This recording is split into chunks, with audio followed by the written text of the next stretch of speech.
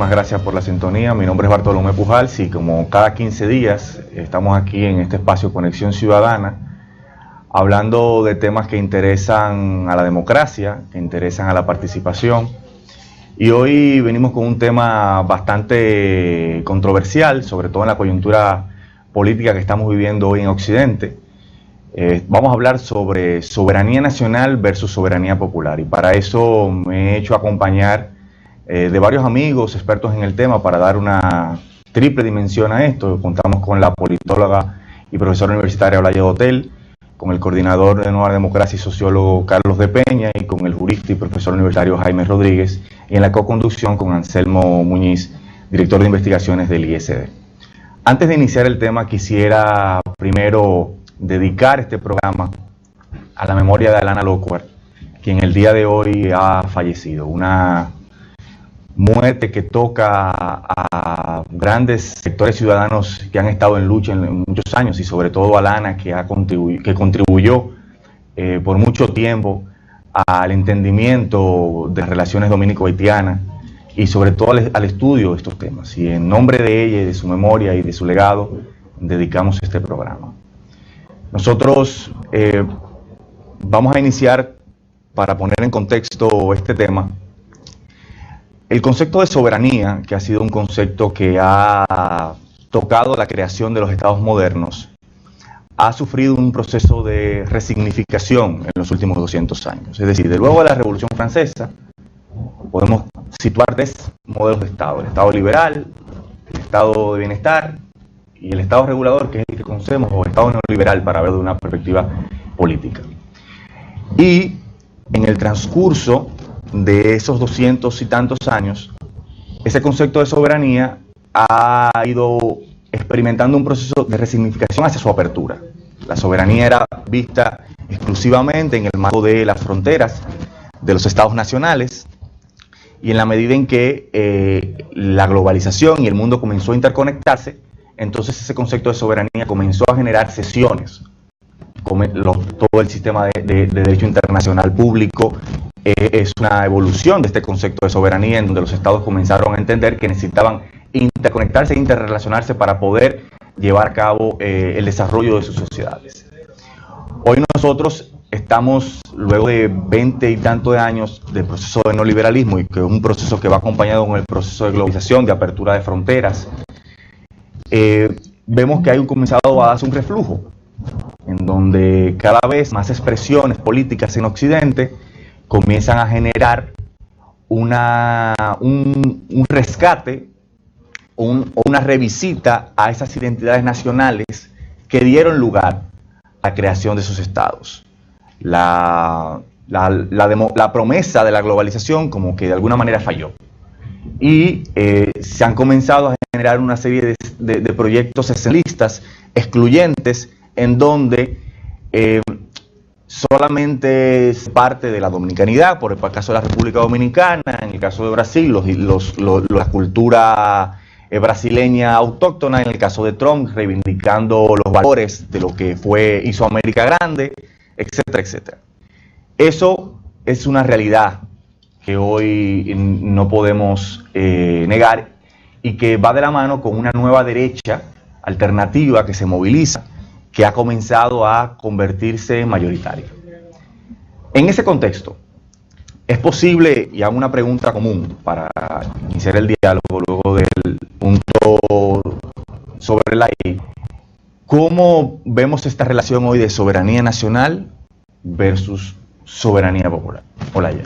Bien, lo primero es que yo veo mi posición tiene un contexto, o se posiciona desde la democracia, ¿sí? Porque uno habla desde un lugar, y del lugar donde yo voy a hacer este planteamiento es de la democracia del siglo XXI. La democracia que autores como Chantal Mouffe hablan de democracia radical.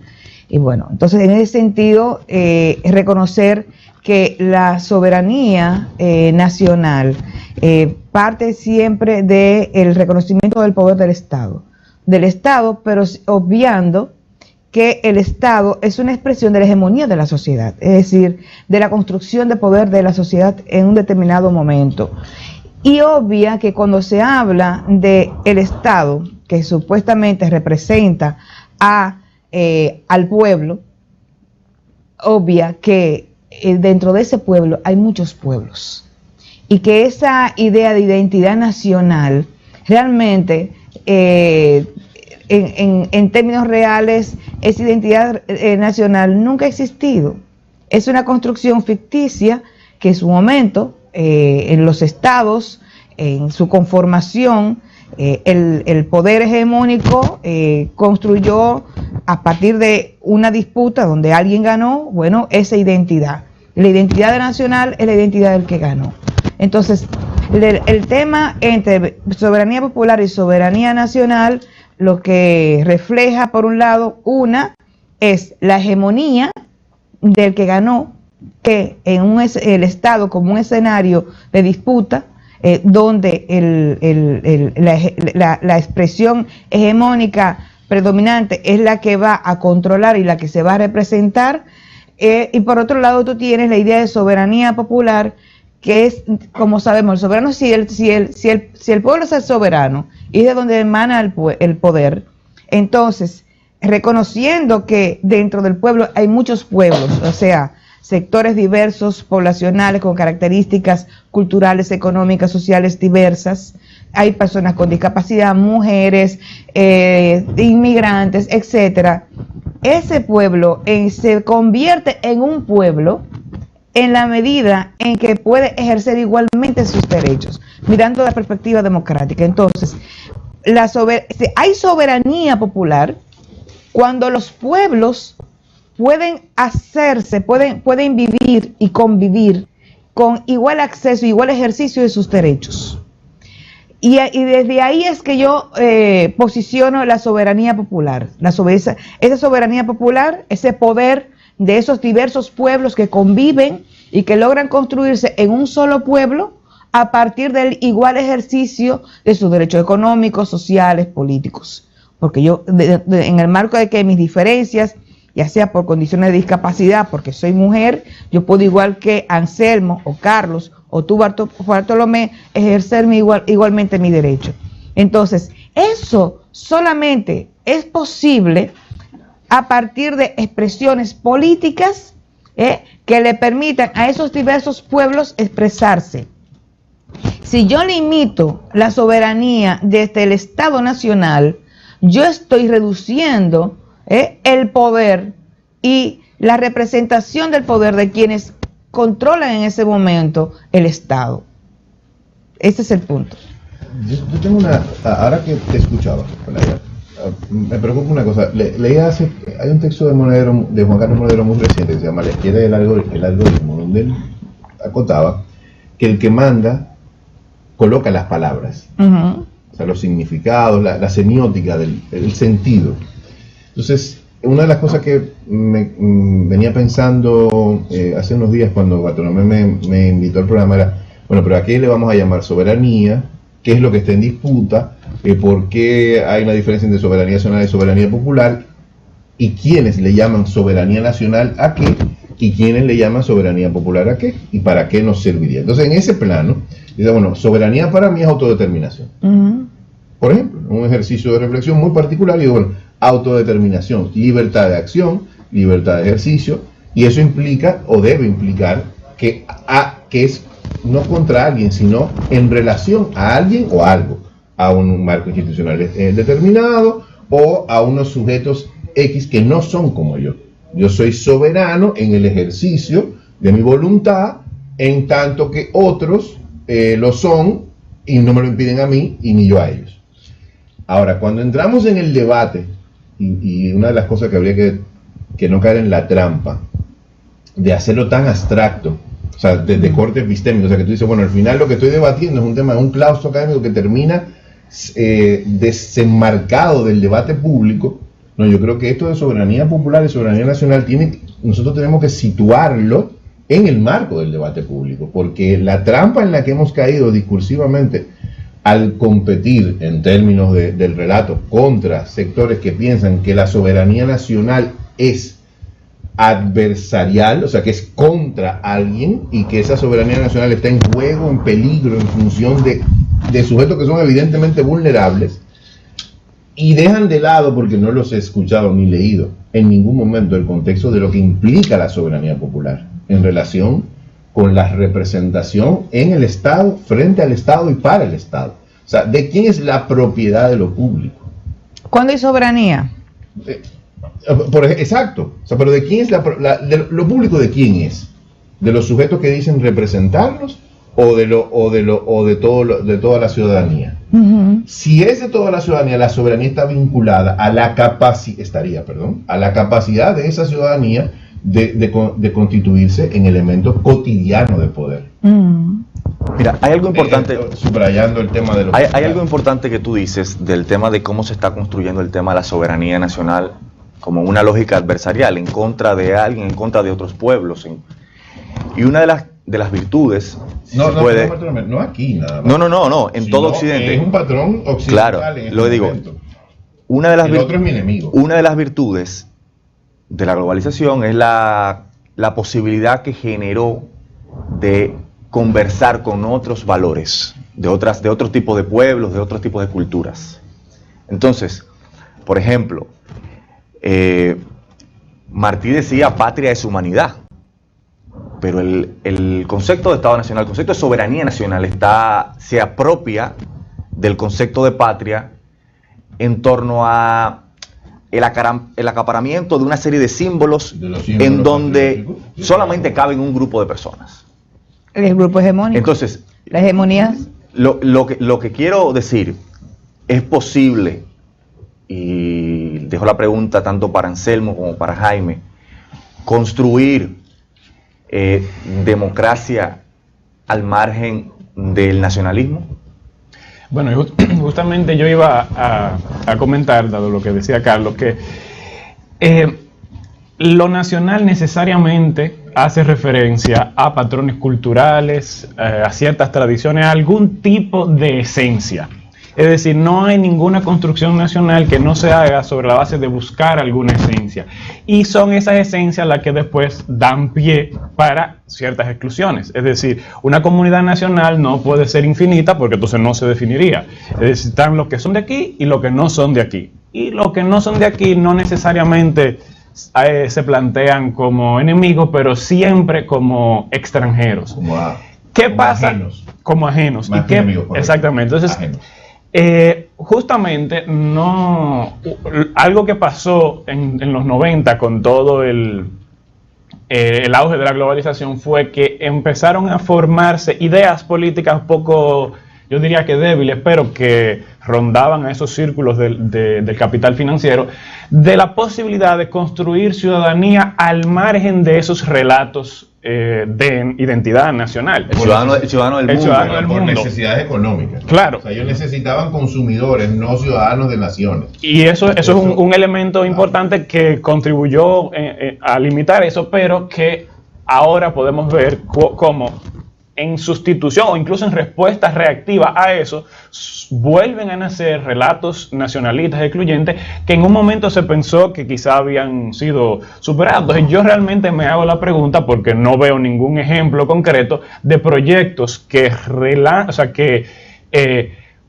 le den pie o que se apoyen en ese relato nacionalista, esencialista, y que al mismo tiempo no sean excluyentes, porque lo que pasa concretamente no hay que concentrarse quizá en esos discursos más virulentos que aquí serían representados quizá por gente como los Vinchos, como otros políticos de ese estilo, sino el relato nacionalista ilustrado que supuestamente respeta al extranjero, pero allá, el otro allá y yo aquí, porque digamos, ese es realmente concretamente donde tú empiezas a clasificar a las personas y sobre todo a clasificar los derechos ciudadanos. Una persona que vive aquí, que trabaja aquí, que paga sus impuestos aquí, pero porque no cumple con ciertos criterios culturales, tú entiendes que no debe ser de aquí. Y no debe ser de aquí porque tú estás defendiendo, aquí la excusa que siempre se da, que somos pobres o que no tenemos suficiente, esa excusa la dan aquí y la dan en Alemania. que no hay suficiente para lo de nosotros, no podemos resolverle los problemas a los que no son de aquí. Entonces es esa búsqueda de una esencia de que los dominicanos son en esencia los que cumplen con este requisito, la que da pie a la exclusión de personas y que contradice entonces ese carácter universal de la democracia o ese principio de universal. Jaime. Bien, hay una frase, la recuerdo bien, de Bertolt Brecht, decía, refiriéndose a la soberanía popular, todos los poderes provienen del pueblo, lo que no se sabe a dónde van. Este tema de la soberanía popular, de la soberanía nacional, no es de ahora, o sea, ya Sieyes había metamorfiado ya el concepto de soberanía popular, precisamente motivado por una operación vinculada con lo que ya Olaya refería, o sea, se crea la nación como concepto, el tercer estado. La soberanía nacional pasa a ser entonces, la nación pasa a ser la comunidad política, no el pueblo. Y quien define lo que es la nación, pues depende de la lucha hegemónica, de quién tiene la capacidad para imponer el sentido en una forma determinada u otra. Con relación a este reflujo que tú comentabas, yo entiendo que tiene que ver mucho también con el fracaso de la propuesta de la globalización. Tienes una Europa en la cual las élites burocráticas de la Unión Europea, las instancias supranacionales imponen decisiones a lo interno de los estados, pues eso genera un sentimiento incluso antidemocrático al interno y una aprehensión respecto de esas instancias que están vinculadas con el tema de la globalización. En clave jurídica hay una particularidad y es que el concepto de nacionalidad, en términos estrictamente jurídicos, no debería estar vinculado a ningún rasgo cultural, religioso, espiritual. La nacionalidad desde el punto de vista jurídico es un vínculo jurídico de una persona con el Estado, independientemente de que la persona sea de religión evangélica, independientemente de que sea afrodescendiente, independientemente de que pertenezca tal vez a otras naciones desde el punto de vista cultural, como puede ser por ejemplo la nación gitana en España. Sin embargo, lo que estamos viendo ahora es que se están incorporando, a fin de legitimar esas posiciones desde el punto de vista jurídico, criterios que sí tienen que ver con rasgos identitarios, con rasgos religiosos, incluso con rasgos de origen en las distintas constituciones de los países, en los distintos ordenamientos jurídicos. La República Dominicana es un ejemplo. Recientemente, en la Constitución del año 2010, se estableció un criterio para condicionar el acceso a la nacionalidad, que todo el mundo sabe que viene por esa aprehensión respecto de que personas que no son culturalmente dominicanas puedan serlo en términos jurídicos.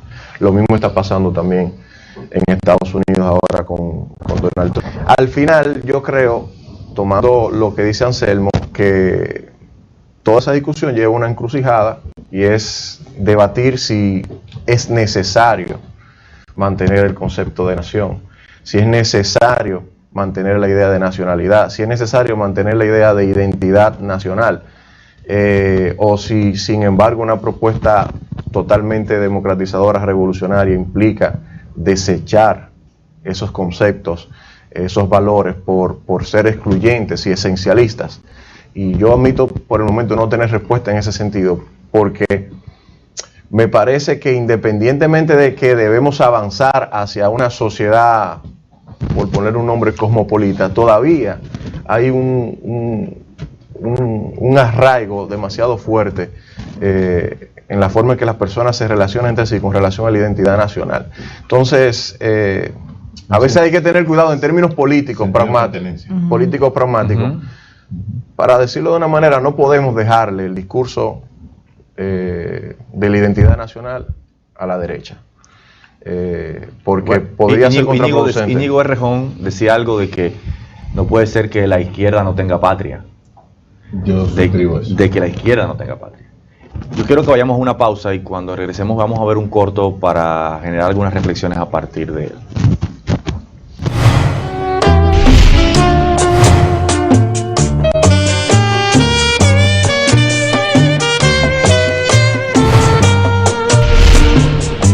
¿Cómo podríamos reflexionar sobre este momento en donde una ultraderecha, que sería lo más arcaico de todo, se presenta como una novedad que quiere sacarse de encima un corsé que la venía hasta ahora apretando. Es un problema que no es exclusivamente nuestro, sino que está apareciendo en toda Europa, en Estados Unidos, en Brasil, digamos, es un problema generalizado. ¿A qué obedece en mi opinión?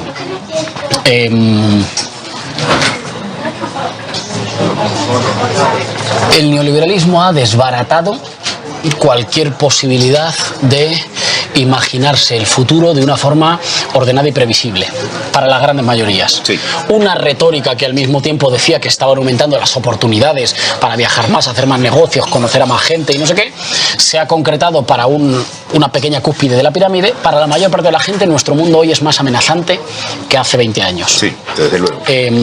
Se han roto todas las certezas, que el empleo de mi padre pueda ser mi empleo, que yo le vaya a poder dar a mis hijos unas condiciones de vida, si me esfuerzo lo suficiente, mejores de las que me dieron a mí mis padres, es decir, digamos, una cierta línea como de progreso familiar que expresa o que traduce al imaginario el progreso del país, la seguridad de que tendré derechos en el lugar del trabajo, sustituido por una especie de vuelta de la ley de la jungla al mercado laboral, ¿no? Si no lo quieres tengo 500 esperando en cualquier condición, la seguridad de tener una pensión digna al final de toda mi vida que recompense, digamos, mi buen comportamiento, me he esforzado y he obedecido a las leyes y a cambio tengo una pensión digna.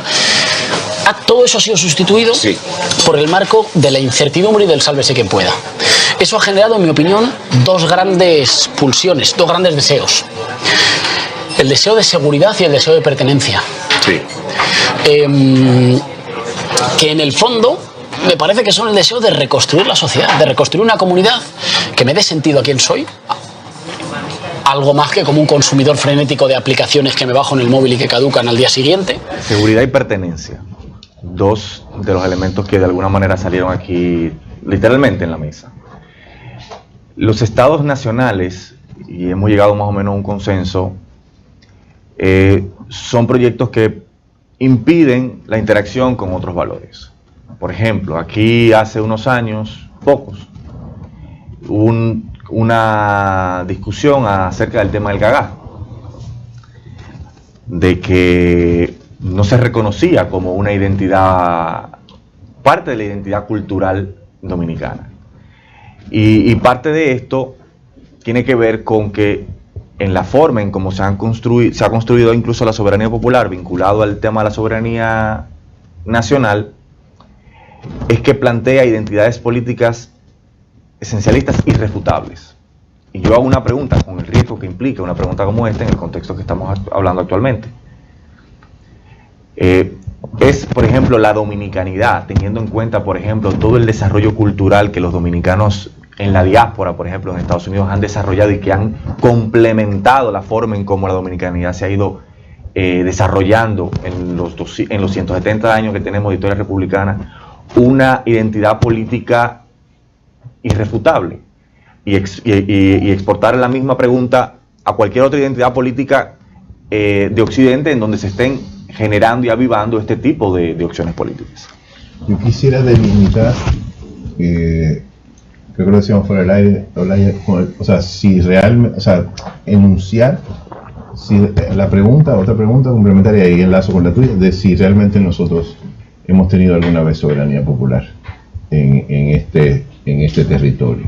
Lo segundo que he dicho, y he trabajado desde la perspectiva más académica, yo he interpelado el concepto de república y hasta el concepto de nación. Creo que tú adelantabas al principio este tema de que, bueno, todo esto ha sido una ficción. Yo creo que el proyecto nacional dominicano es una ficción. Y digo una ficción porque fue construido desde los aparatos de élite de comienzo del intento de república, y desde ese momento fue cooptado, o sea, amarrado y condicionado a determinados valores y esencialidades.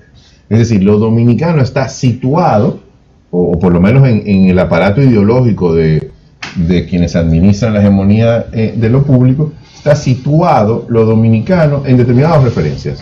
O sea, no hay multiplicidad, no hay caracterizaciones diversas, no hay multiplicidad de posibilidades, sino que lo dominicano es muy esencial. Y si tú no eres eso, entonces tú te alejas de la dominicanidad.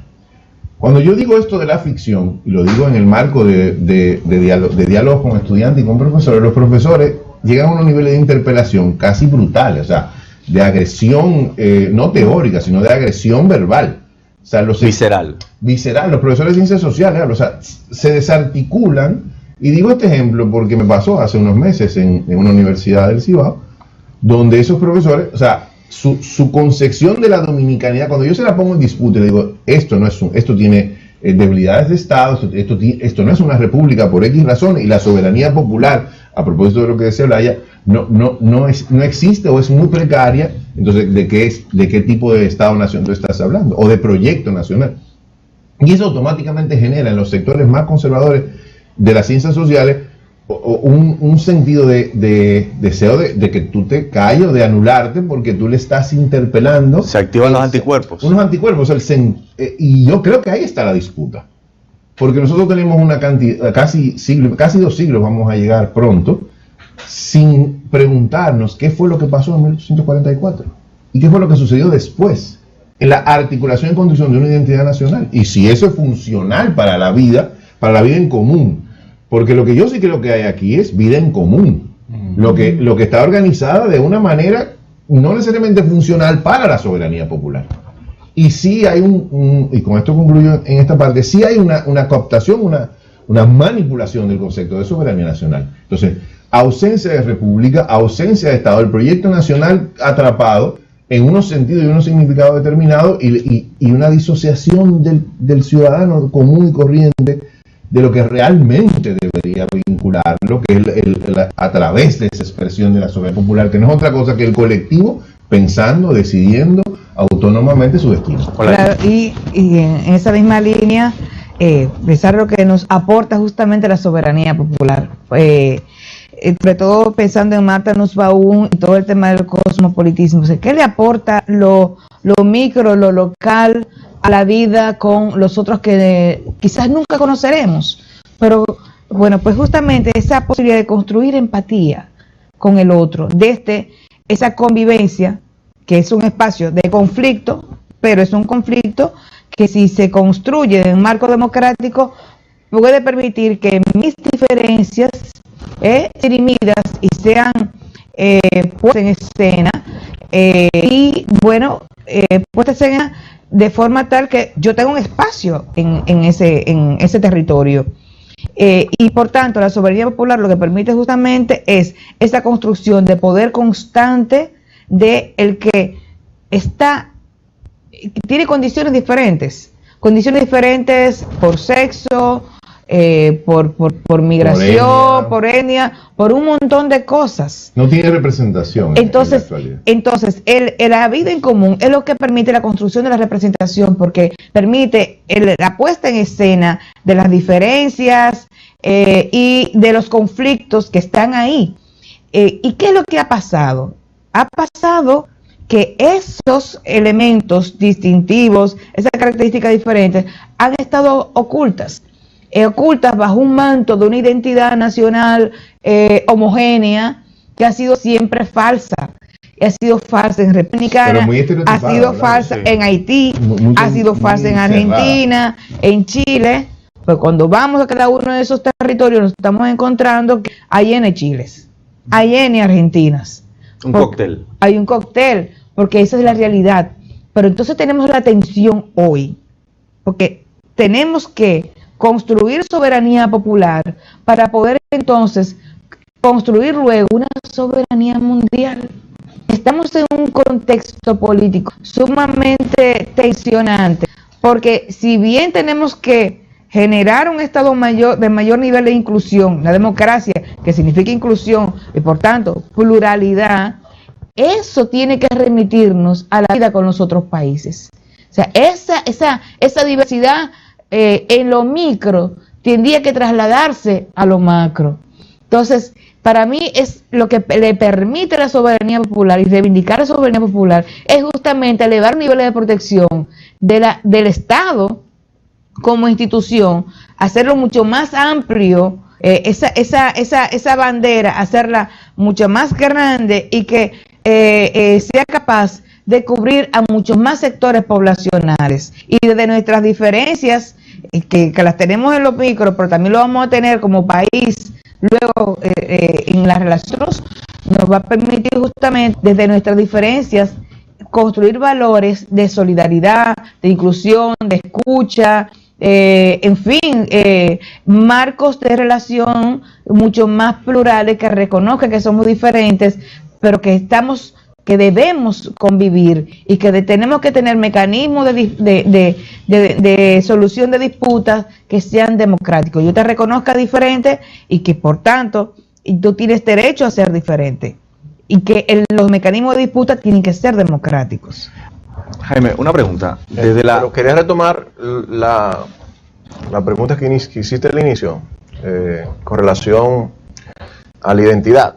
Hay muchas personas que afirman que la identidad nacional debe ser invariable, inquebrantable, etc. Me parece que eso es una afirmación totalmente antihistórica. O sea, no hay ninguna comunidad política que se haya mantenido en la historia de la humanidad. Que no haya sido permeada. Que haya sido permanente, que no haya sido permeada, que no haya nacido, químicamente desarrollada y se haya muerto. Es un absurdo humano. Es un absurdo. Estoy haciendo una valoración de si debemos mantener nuestra identidad, nuestras tradiciones o no. Es un hecho histórico. O sea, no es ni siquiera una acción. Es imposible porque este es un solo planeta. Ahora sí voy a hacer una valoración. Aparte de eso, afirmar esa cuestión sería precisamente negarnos nosotros la determinación de darle sentido a nuestra propia identidad ahora en el presente. Decir que la identidad es invariable sería quedarnos atados a lo que en un momento histórico un grupo de personas determinó que era la identidad lo que decía dominicana, Jefferson, lo que era la identidad dominicana. Y eso es negar nuestra propia soberanía. Decía Bono, los dominicanos se independizaron, pero no se han dado cuenta. Exactamente. Sí. Entonces, claro, o sea, de tu propia posibilidad de darle significado a lo que tú entiendes por soberanía. Y son hechos palpables, independientemente de los discursos que hayan, patrióticos, del 1844, de la independencia, de los padres de la patria. La identidad dominicana de hoy no es la misma de 1844, ni es la misma de 1900, ni es la misma de 1960. No es la misma, más allá de los discursos. Y va a seguir cambiando. La transculturalización es un hecho. Lo que pasa es que aquí las influencias culturales solo las vemos con aprensión cuando vienen de determinados lugares.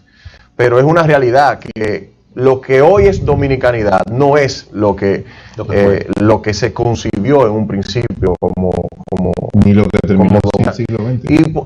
Y seguirá acabando, seguirá transformándose, seguirá permeándose, porque es algo común y normal en la historia de la humanidad. Hay algo que es característico de estos movimientos, de estas propuestas políticas esencialistas, y es que surgen en momentos en donde los procesos de transformación lucen estancados. Por ejemplo, en una parte que decía más adelante Íñigo, en el fragmento que veíamos, él decía, bueno, vemos como el surgimiento de Vox, que es esta nueva organización de ultraderecha que ha surgido en España, no se da ni en el 2014 ni en el 2015, en el momento en que surge Podemos. Ahora, en el caso de la República Dominicana, por ejemplo, esto ha tenido varios picos, sobre todo a partir del 2013 con la sentencia del tribunal, pero lo cierto es que hoy día, y sobre todo en el 2018, tuvo una principalía importante. Ahora uno se hace esa pregunta, que esto ocurra luego de que un proceso democrático, ciudadano, con un horizonte emancipador como lo fue Marcha Verde, se haya dado. Pero se da en un momento en donde este proceso de transformación entra en un reflujo y donde la transformación se comienza a ver como cada vez más lejos, que está estancado, y comienza entonces a generarse eso. O sea, mi pregunta es, ¿cómo esa nostalgia, porque en lo que tú dices hay una nostalgia de volver a esos valores de lo que era la dominicanidad ayer, o lo que eran los americanos antes, o lo que eran los brasileños antes, etcétera, etcétera, etcétera? ¿Cómo esa Pero aquí no pega clave nostálgica. No, ¿cómo Yo creo que sí, yo creo que, por lo menos yo pienso que aquí se da en una clave nostálgica en esos sectores, porque por ejemplo, tú ves el caso de las movilizaciones que se dieron en torno al tema de Loma Miranda, donde hubo una manifestación de soberanía popular, en donde mayoritariamente la gente rechazaba que Loma Miranda fuera explotada, sus recursos naturales fueran explotados por una multinacional. Sin embargo, lo que estamos viendo ahora no tiene esas características. No tiene esas características. No hay ni lo que pasa en Brasil. En Brasil hay una apertura del mercado a partir de lo que está pasando ahora. Entonces, ¿por qué? ¿Cuál es la diferencia entre una y otra? ¿Y cómo es? Si están, yo lo planteo quizá precondicionando, pero ¿cómo es que esta nostalgia, luego de procesos de transformación o de horizonte democrático, surgen? Yo tengo una idea de que no es nostálgica, es confrontacional y coyuntural. O sea, ellos tienen este germen que es tú puedes decir, bueno, repite y retrotrae de alguna forma a años previos a la dictadura trujillista. Pero los hijos de Duarte, por ejemplo, eso es algo nostálgico. No, porque lo que hacen, oye, y entiendo por dónde va, pero lo que hacen es que usan los recursos simbólicos que tienen a mano, porque úsenme la expresión, hay gente con una capacidad limitada de construcción teórica, o sea, de los marcos teóricos, en el sentido de, bueno, nosotros le vamos a dar un sentido de paz, o sea, no es una derecha avanzada en términos económicos, no, sino básicamente nosotros tenemos un problema concreto, que es lo haitiano y sus circunstancias, y apelamos a los recursos simbólicos, con lo cual dialogamos con la ciudadanía en términos muy, muy básicos, que es el 1944, los relatos de los padres de la patria, Duarte, inclusive algo que me resulta muy gracioso, en uno de esos grupos del famoso Patria o Muerte, que es una concepción revolucionaria cubana, y ellos la traen a un elemento del nacionalismo. Ese no era el sentido. Fíjate cómo evoluciona el concepto de patria y se lo apropian. Pero quiero destacar algo importante de qué es lo que ha pasado en esta coyuntura. Sencillamente, y a propósito de lo que decías de la Marcha Verde, cuando la política degrada su nivel, o sea, degrada el nivel de la densidad con la que se practica y con la que se piensa. O sea, si hay carencias en la reflexión política, si hay carencias en la práctica política, o si los grupos de disputa degradan el debate y el conflicto, eso también permite que germinen expresiones políticas de este tipo vinculadas a sentimientos. Porque lo que está pasando con este proyecto, con esos proyectos de esencialistas, como tú le dices, es que están apelando a la sensibilidad de la gente común, no a la reflexión de pensamiento, sino esto es peligroso, hay un peligro inminente, y nunca te definen el peligro inminente. Sí, pero bueno, dilo tú, Anselmo, porque tiene que ver con el estudio que ustedes hicieron. Pero, de cultura democrática. Parte de lo que pasa también es que yo, por ejemplo, de un punto de vista cultural, no vería mucha diferencia entre el tema, como tú decías, lo planteaste, el tema de Loma Miranda y ahora, porque, digamos, los criterios sobre si un recurso natural se explota de manera pública o privada, o si la empresa que lo explota es de aquí o de otro país, debe estar basado en quién te ofrece mejores beneficios para la ciudadanía. No es un tema esencial de la forma como tú decías la explotación. Lo que no nos podemos olvidar es que frente a toda esa construcción cultural que hemos venido hablando, eso es solamente una cara de la moneda. La otra cara de la moneda está la articulación de los discursos políticos, que lo hacen actores políticos concretos y que utilizan de una u otra manera, sino cualquier elemento cultural, ya sea el nacionalismo o no.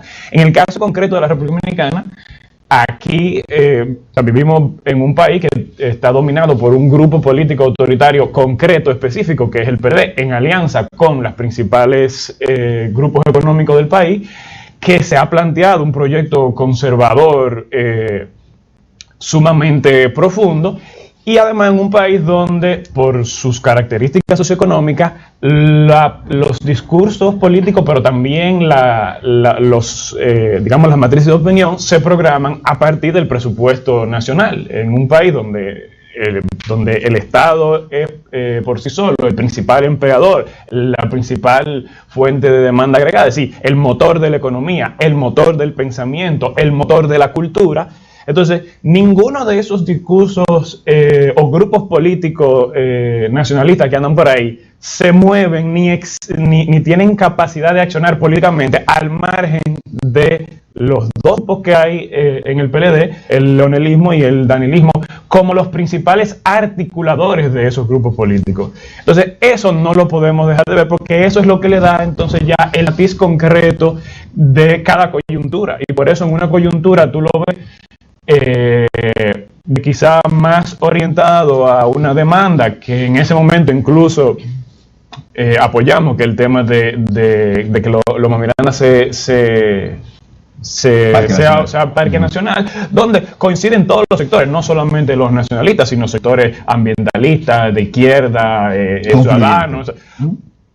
Y luego, igual en la Marcha Verde, los sectores nacionalistas coinciden con montones de otros sectores, y luego cuando hay necesidad de cortocircuitar eso, entonces se activan diferentes resortes, entre lo que resulta activado el tema del nacionalismo ya en otra vía, en la vía de que vamos a desviar el tema no es la impunidad, la corrupción, las desigualdades, sino el enemigo externo, que siempre ha sido en nuestro país o en cualquier país un resorte utilizado por quien está en el poder para cuando se siente acusado, entonces desviar la atención. Yo veo dos cositas ahí. Voy a la pausa cuando volvemos.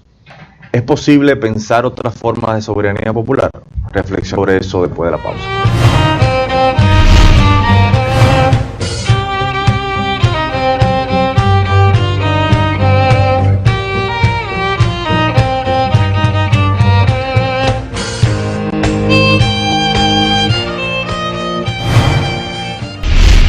Muy buenos días.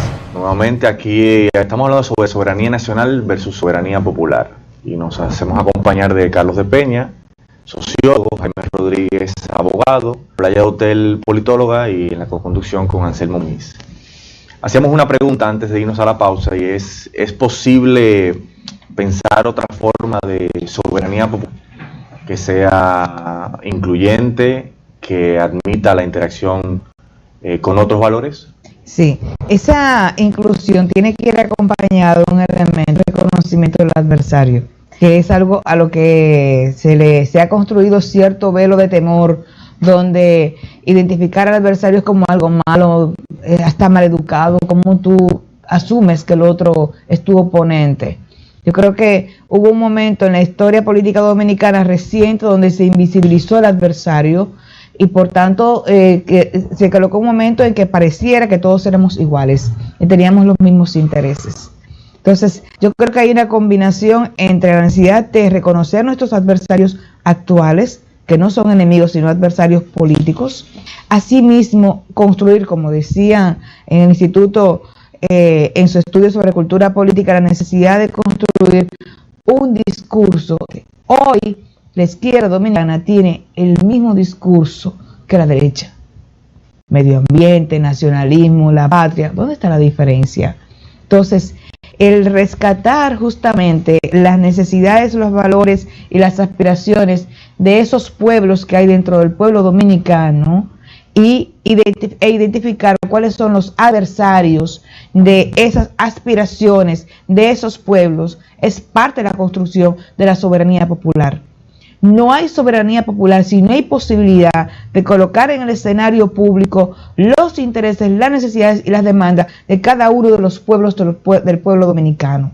Entonces yo creo que la construcción requiere más política, y más política requiere, por tanto, que todo el mundo participe en las relaciones de poder y trabaje porque sus intereses, sus demandas también estén ahí sobre esa mesa de decisiones. Es el espacio que es el Estado, que es ese actor por momentos, porque sobre todo un escenario donde todos vamos e intentamos influir, es un Estado al que hay que colocarle una mirada más profunda, y donde todos tenemos que hacer una aproximación mucho mayor y al que hay que demandarle muchísimo más Yo creo que la construcción de la soberanía popular no pasa por la separación del pueblo y el Estado, no, pasa por una apropiación del Estado por parte del pueblo. En la medida en que los diversos estemos en el Estado, entonces habrá una mayor soberanía popular. Carlos. A mí me parece, eso que dices, Olaya, es esencial de una definición de Estado que no sea excluyente, sino que sea abarcante. O sea, los ciudadanos son el Estado.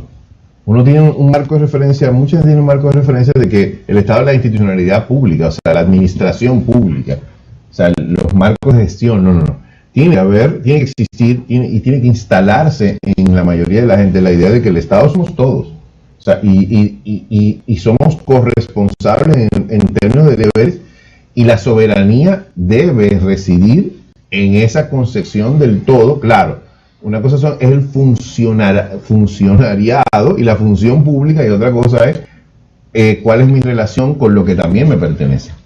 Y en cuanto a la esfera de lo social y de lo económico, yo creo que no se puede hablar de soberanía sin hablar de autonomía económica, o sea, sin la capacidad de ser autosuficiente económicamente. Yo no creo que haya... economía democrática. Sí, democracia económica, porque para mí la democracia tiene aristas, o sea, no es la democracia de partidos, es una democracia económica y una democracia cultural.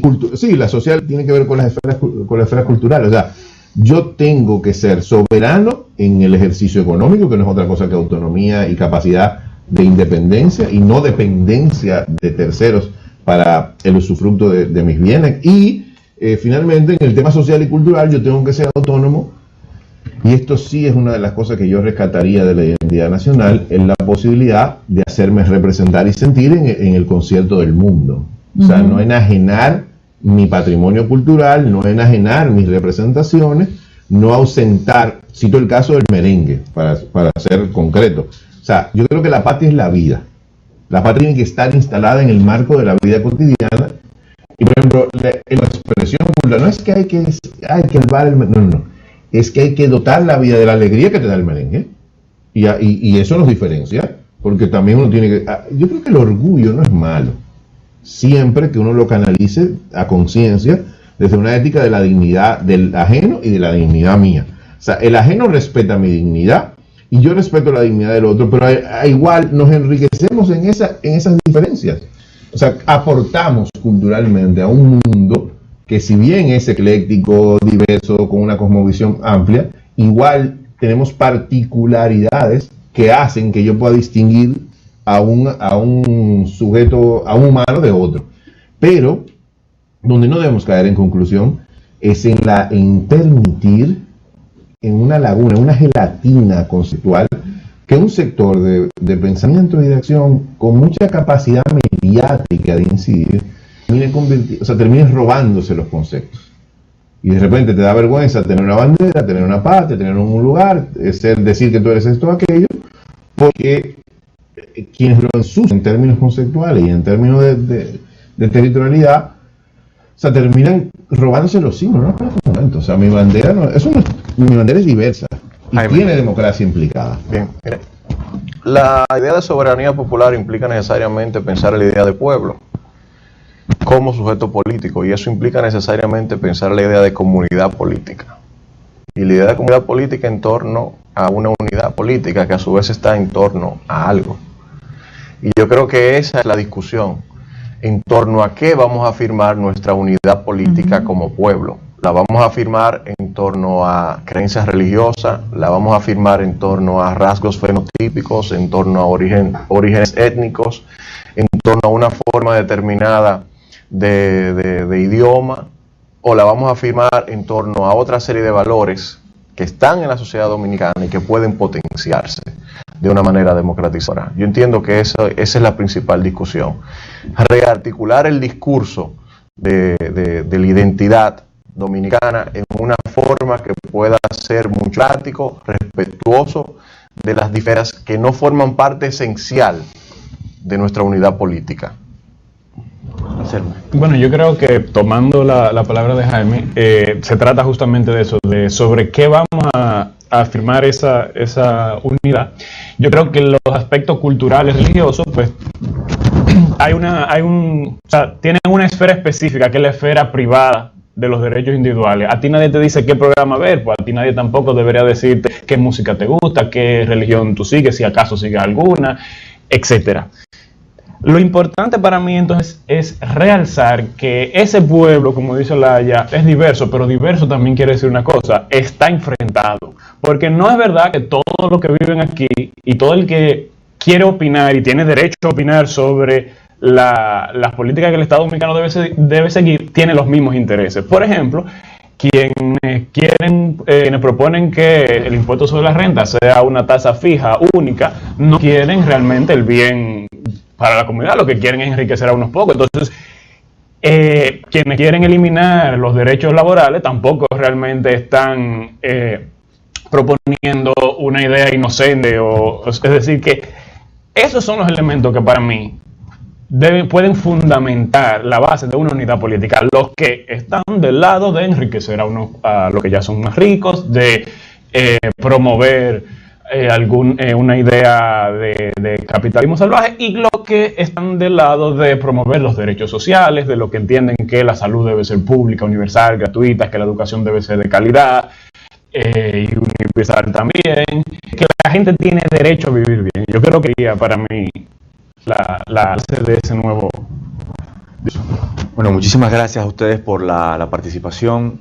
Yo creo que es un tema sobre el cual tendremos que seguir reflexionando, y reflexión para la acción, por creando un nuevo concepto de soberanía popular y un discurso en torno al concepto de soberanía popular que respete los derechos ciudadanos y que integre a la mayor cantidad de gente.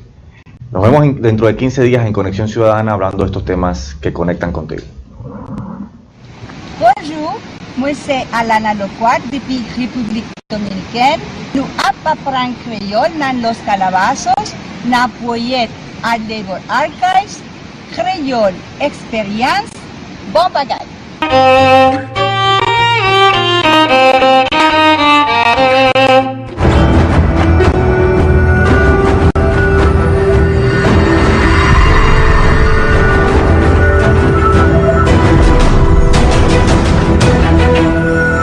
Hilando Fino TV, televisión a otro nivel.